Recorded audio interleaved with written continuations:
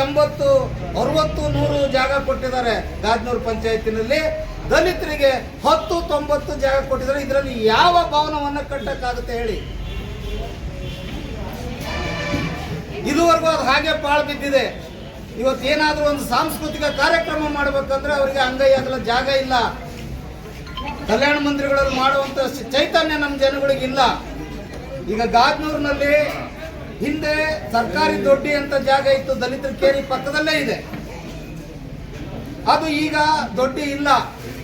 ಪ್ರಾಣಿ ದಯಾ ಸಂಘದವರ ಹೋರಾಟದಿಂದ ಇವತ್ತು ದನಗಳಿಗೆ ದೊಡ್ಡಿ ಇಲ್ಲ, ಅದು ಖಾಲಿ ಬಿದ್ದಿದೆ. ಈ ಜಾಗವನ್ನಾದ್ರೂ ನಮಗೆ ಅಂಬೇಡ್ಕರ್ ಭವನಕ್ಕೆ ಮಂಜೂರು ಮಾಡಿಕೊಡಿ ಅಂತೇಳಿ ಕಳೆದ 6 ತಿಂಗಳಿಂದ ಗಾಜನೂರಿನ ದಲಿತರು ಪಂಚಾಯತಿಗೆ, ತಾಲೂಕ್ ಪಂಚಾಯತ್ಗೆ, ಜಿಲ್ಲಾ ಪಂಚಾಯತ್ಗೆ ಅಲ್ದಾಡ್ತಾ ಇದ್ದಾರೆ.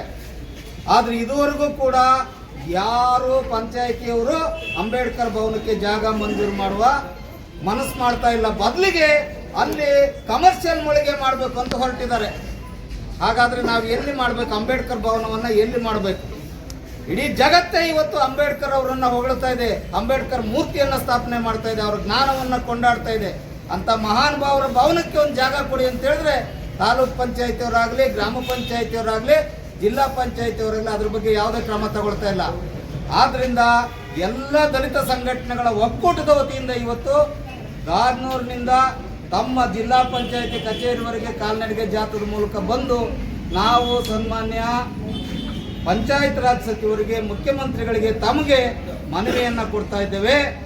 ಇನ್ನು 1 ತಿಂಗಳೊಳಗಡೆ ನಮಗೆ ನಾವು ಬೇಡಿಕೆ ಇಟ್ಟಂತ ಜಾಗವನ್ನ ತಾವು ಅಂಬೇಡ್ಕರ್ ಭವನಕ್ಕೆ ಮಂಜೂರು ಮಾಡಿ ಕೊಡದೆ ಹೋದ್ರೆ ಇದೇ ಎಲ್ಲ ದಲಿತ ಸಂಘಟನೆಗಳ ಒಕ್ಕೂಟದ ವತಿಯಿಂದ ಅನಿರ್ದಿಷ್ಟಾವಧಿಯ ಅಹೋರಾತ್ರಿ ಹೋರಾಟವನ್ನ, ಇನ್ನೂ ಉಗ್ರ ಹೋರಾಟವನ್ನ ಜಿಲ್ಲಾ ಪಂಚಾಯತಿ ಮುಂದೆ ಹಮ್ಮಿಕೊಳ್ಳಬೇಕಾಗ್ತದೆ ಅಂತಕ್ಕಂಥ ಎಚ್ಚರಿಕೆಯನ್ನ ನಾವು ಈ ಮೂಲಕ ಕೊಡ್ತಾ ಇದ್ದೇವೆ ಸರ್ಕಾರಕ್ಕೆ ಮತ್ತೆ ತಮ್ಮ ಇಲಾಖೆಗೆ.